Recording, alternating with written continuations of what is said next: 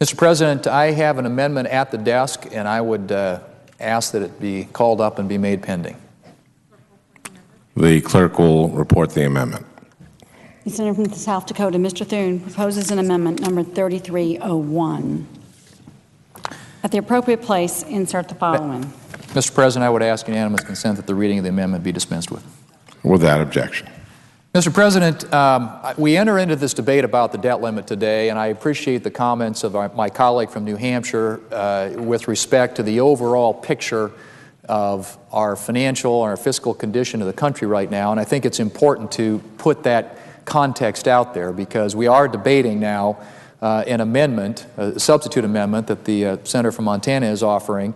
The debt limit increase, I think, that was originally proposed was somewhere in the $650 billion range. We're now talking about tripling that, a $1.9 trillion increase in the debt limit after having just voted on raising the debt limit before we went out for the Christmas holiday to raise it by about $290 billion.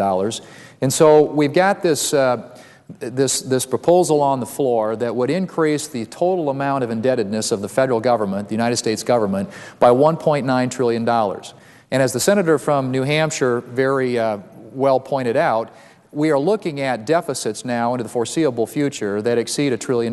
In fact, it doesn't look like for the 10-year window that we do budgeting here in the United States Senate that we're ever going to have a year where we don't have a deficit that's somewhere in the $1 trillion range. We had looked at about a $1.4 trillion deficit last year, looking at another $1.2 trillion deficit for this year.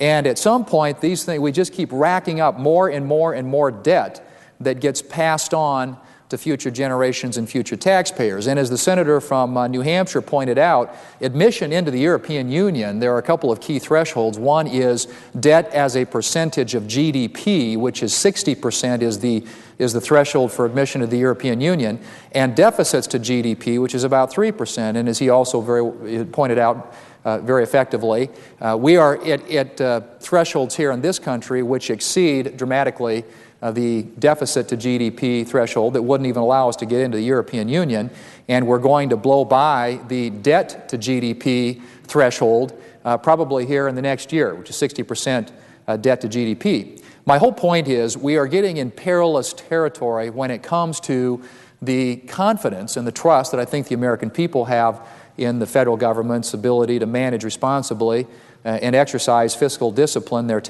with their tax dollars. And we're also getting to a point where I think those who are acquiring U.S. debt, and by that I mean we've got the Chinese, of course, are a big holder of American debt, get to where they start saying, okay, if we're going to continue to buy this debt, we're going to get a higher return, because the higher our debt goes, the more risk that we take on.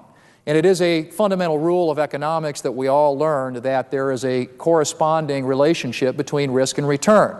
If an investor is going to assume more risk, they're going to demand a higher return.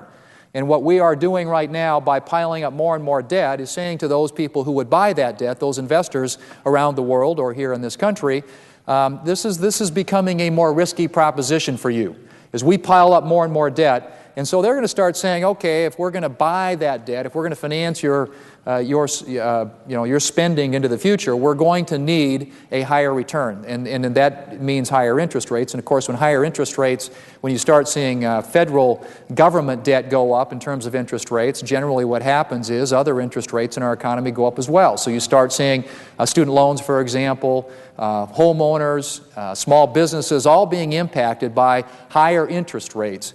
As a result of what inevitably happens, I think, when you run these kinds of deficits year over year over year and add as much as we are to the federal debt.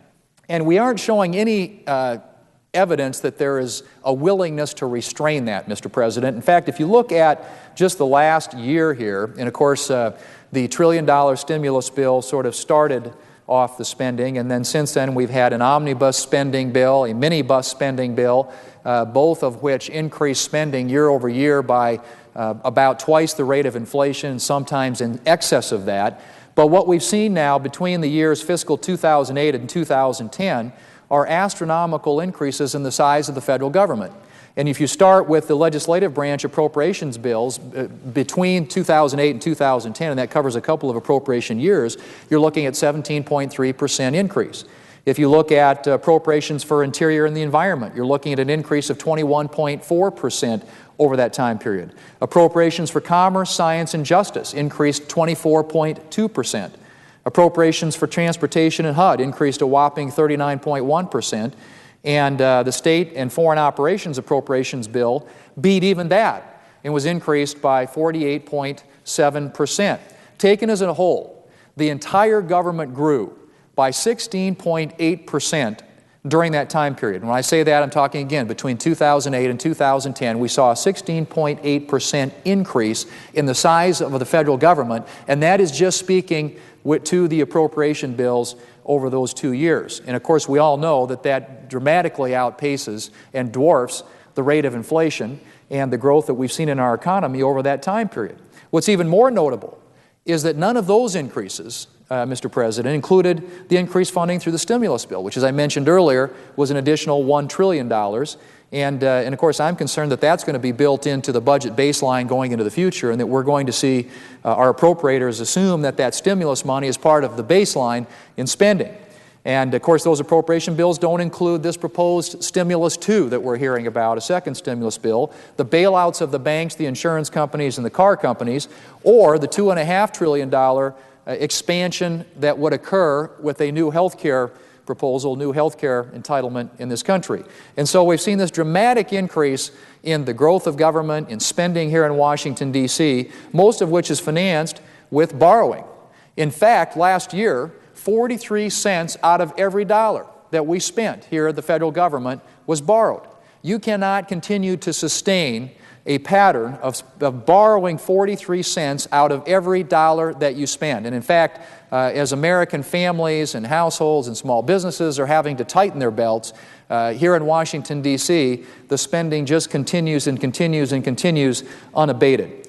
And what I'm hoping to do with this amendment, Mr. President, is to at least demonstrate that as an institution, the United States Senate is willing to say that we are going to take some steps, no matter how modest they are. And I would say that my amendment isn't going to go a long ways toward eliminating this federal debt, but it certainly, I think, demonstrates to the American people that we get it, that we're hearing that they are uncomfortable with the massive amount of spending and borrowing and taxing that's going on in Washington, D.C. And of course, they're going to end up paying for this. They're going to pay for it in the form of higher taxes. They're going to pay for it in the form of higher inflation. As I said earlier, they're going to pay for it in the form of higher interest rates on mortgages and small business loans and student loans and those sorts of things. And so we have a responsibility to demonstrate to the American people that we are serious about getting our fiscal house in order. Now, the most recent example, of course, as I mentioned earlier, of this pattern of expansion of the federal government is the health care bill, which is in the process right now of discussions evidently between the House and the Senate and negotiations that are ongoing. It passed the House, it passed the Senate before the Christmas holiday. I happen to hope that people will come to their senses and defeat this bill, and that it won't emerge from the conference committee, and that we can start over and do this the right way, in a step-by-step way, and not in a way that expands the size of government by $2.5 trillion. But that being said, the $2.5 trillion expansion of the federal government includes higher taxes, it includes Medicare cuts, and it also, at the end of the day, according to the Congressional Budget Office, does very little for most people in this country to actually reduce the cost of their health care insurance. And in fact, what we've seen through the studies that have been done by the CBO, the Congressional Budget Office, by the CMS actuary, is that for most Americans, they are going to see at best their health insurance premiums stay the same, and if you're in the individual market, you're going to see them actually go up. And so the health care bill is an example, again, of this runaway federal spending. And in fact, in the latter part of that debate, we got a response from the CBO to a question that was posed by the senator from Alabama, Senator Sessions, with regard to how the accounting is done on Medicare. Because one of the arguments that we heard throughout the course of the debate was that it would extend the lifespan of Medicare. And in fact, when the CBO, the question was posed of them, what happens with this additional Medicare tax and these Medicare cuts that would be imposed upon providers and on senior citizens in this country. And the argument was always made that this will extend the lifespan of Medicare. And our question was, yeah, but how do you spend money then to create this new entitlement program? How are you going to pay for the health care expansion and still say that you're expanding Medicare? And the answer that came back was that under the accounting conventions with regard to trust funds in a unified budget, that in fact there would be notes put into these trust funds that technically, legally speaking, would extend the lifespan of Medicare, but that those dollars are also being spent on the new health care expansion. And so from an economic standpoint, the conclusion you draw is that you can't spend the same money twice. And essentially what they said is you are spending the same money twice. You are double counting this money. And so my view is that we have complicated this situation dramatically by this new health care entitlement program, and that's why I think it's so important that we reverse course, go back and start over and do this right, and do it in a way that actually is step by step, that gets at the fundamental issue that most Americans are concerned about, and that's the high cost of health care, and providing access to more Americans and providing a higher quality of care.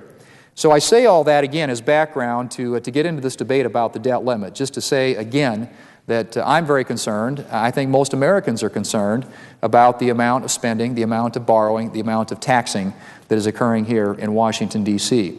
And what my amendment does, very simply, Mr. President, is it says that the Troubled Asset Relief Program that was enacted in late 2008, which was a $700 billion authority for the Treasury to use to help bring stability to the financial services industry in this country, we would end it. We would basically say that job, that mission, that purpose has been served, it's been completed, and in fact, any unobligated funds shouldn't be spent, that we shouldn't allow this TARP program to become a recycling, a sort of revolving loan fund, a political slush fund, if you will, to be used for all kinds of other purposes.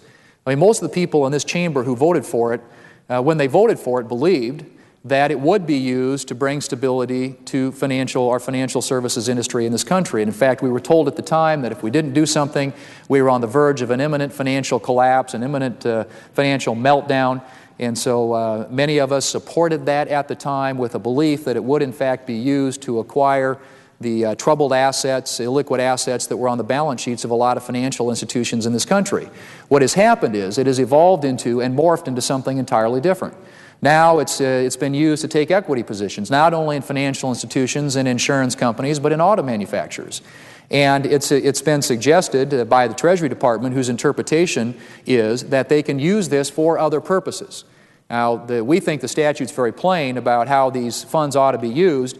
The Treasury has taken a different interpretation, and when they chose to extend this program, it was set to expire, by the way, at the end of December of last year. The Treasury Department chose to extend it. The assumption I guess most of us made was that they have designs on how to use those funds, and if they don't, there are certainly members of Congress up here who do. And I don't say that as a partisan statement. I think there are probably people on both sides who'd love to know that there's a few $100 billion available that might go towards some program that they think it's important. And I'm not saying that anybody's ideas about government programs that might serve a particular constituency's needs aren't important. They are, I'm sure, important in the minds of individual senators. But if we're thinking about the overall good of this country, we have to begin thinking about what we are doing.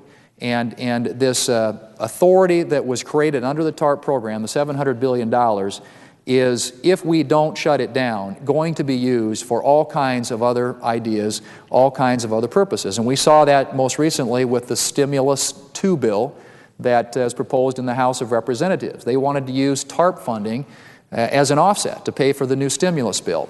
We've seen proposals to use it for small businesses. Now, frankly, I think we need to focus any efforts that we make to create jobs in this country on small businesses, because after all, small businesses do create 2/3 to 3/4 of all the jobs in our economy.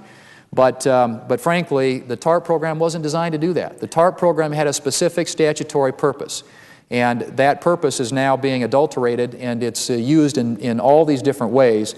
And I happen to believe that, and I hope that a majority of my colleagues here in the Senate will as well, vote to end this program and to not allow it to be used and misused and abused in a way that creates greater liabilities for the American taxpayers, creates more debt and more borrowing, because after all, that's what it is. The TARP authority is debt. When we talk about spending TARP money, it's not like there's a big bank of money out there. What it means is when TARP authority is used, we go out and borrow the money.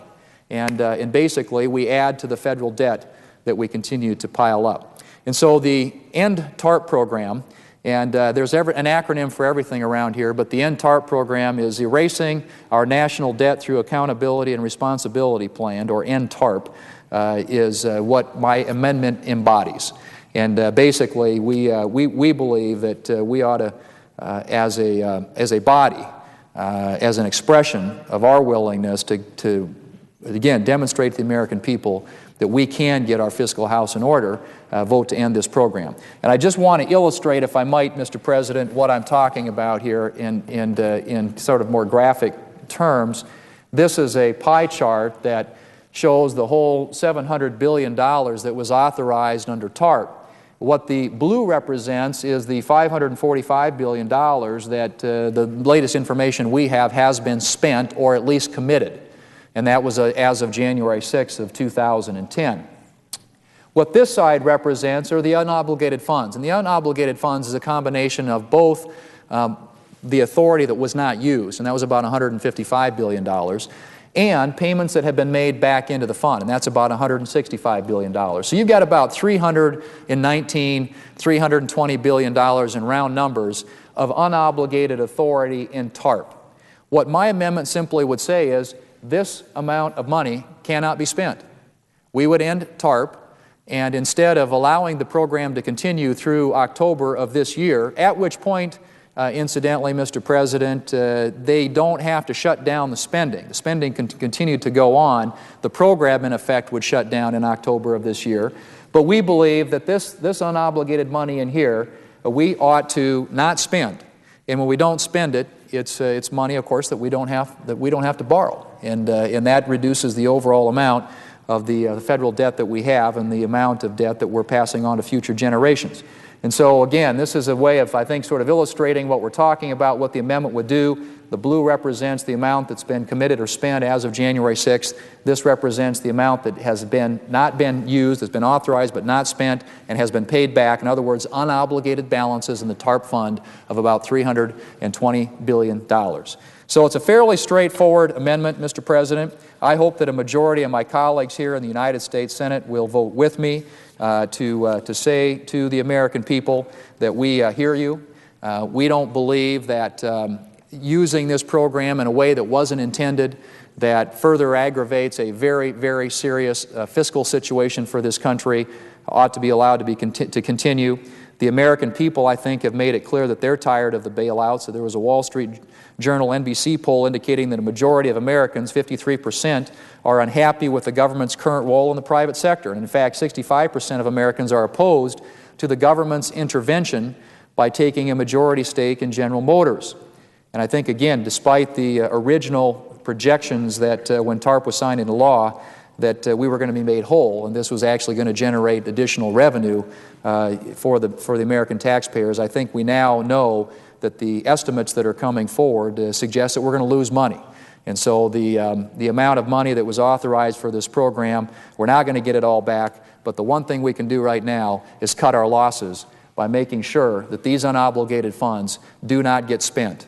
They don't go on to the federal debt. They don't go on to additional borrowing. And when you're borrowing 43 cents out of every dollar that you spend here in Washington, D.C., we need to start exercising some fiscal discipline. And I hope that my colleagues will vote to support this amendment. My understanding is, Mr. President, that there will be a vote sometime tomorrow on this. I hope to have another opportunity to speak to it tomorrow morning. But I wanted to lay the amendment down, make my colleagues aware of it, and encourage them to support it. Thank you, Mr. President, and I yield back the balance of my time.